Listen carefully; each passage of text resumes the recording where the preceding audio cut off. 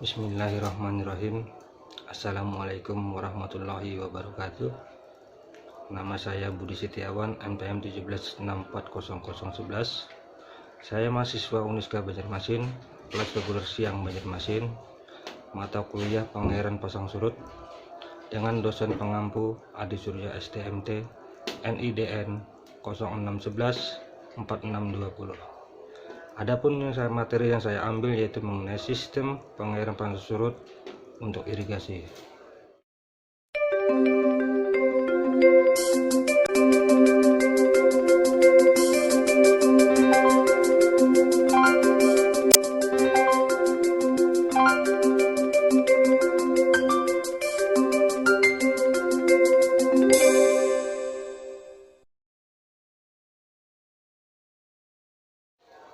Mari kita bahas apa yang dimaksud irigasi dan jaringan irigasi sebagai berikut.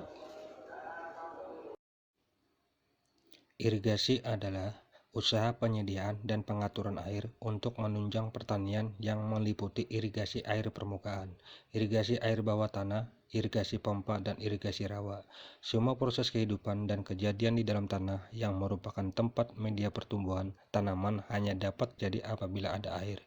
Jaringan irigasi adalah suatu kesatuan saluran dan bangunan yang diperlukan untuk pengaturan air irigasi, mulai dari penyediaan, pengambilan, pembagian, pemberian, dan penggunaannya. Secara hierarki, jaringan irigasi dibagi menjadi jaringan utama dan jaringan tersier. Jaringan utama meliputi bangunan, saluran primer, dan saluran sekunder, sedangkan jaringan tersier terdiri dari bangunan dan saluran yang berada dalam petak tersier. Suatu kesatuan wilayah yang mendapatkan air dari suatu jaringan irigasi disebut dengan daerah irigasi.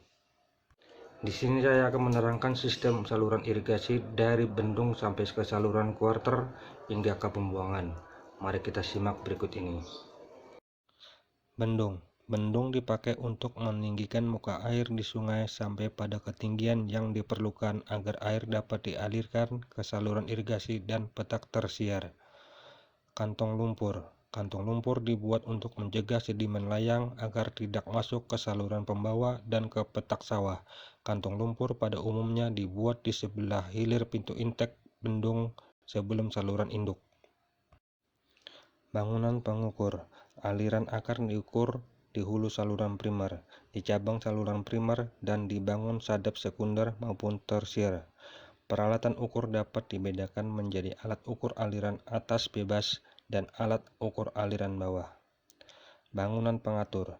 Untuk mencegah meninggi atau menurunnya muka air di saluran dipakai mersu tetap atau celah kontrol trapesium. Saluran primer. Saluran primer membawa air dari jaringan utama ke saluran sekunder dan ke petak-petak tersier yang diairi. Batas ujung saluran primer adalah pada bangunan bagi yang terakhir. Saluran sekunder. Saluran sekunder membawa air dari saluran primer ke petak-petak tersier yang dilayani oleh saluran sekunder tersebut. Batas ujung saluran ini adalah pada bangunan sadap terakhir. Bangunan bagi. Bangunan bagi adalah bangunan irigasi yang berfungsi membagi air dari saluran primer ke saluran sekunder atau dari saluran sekunder ke saluran sekunder lain. Bangunan bagi dan sadap. Bangunan bagi dan sadap berfungsi membagi air dari saluran sekunder atau saluran primer ke saluran tersier. Saluran tersier. Saluran tersier membawa air dari bangunan sadap tersier di jaringan utama ke dalam petak tersier, lalu ke saluran kuarter. Batas ujung saluran ini adalah boks bagi kuarter melalui bangunan sadap tersier atau parit sawah ke sawah. Box bagi tersier. Box bagi tersier merupakan unit atau petak tanah terkecil dengan batas seperti jalan, kampung, saluran pembuang, saluran kuarter, lembah, dan berbatasan langsung dengan saluran sekunder. Saluran kuarter. Saluran kuarter adalah saluran yang membawa air dari bangunan yang menyadap dari box tersier menuju petak-petak sawah. Saluran pembuang. Saluran pembuang adalah membuang sisa atau kelebihan air yang terdapat pada petak sawah ke sungai.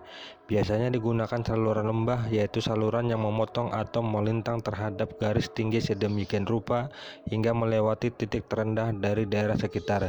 Jadi saluran melalui lembah dari ketinggian tanah setempat.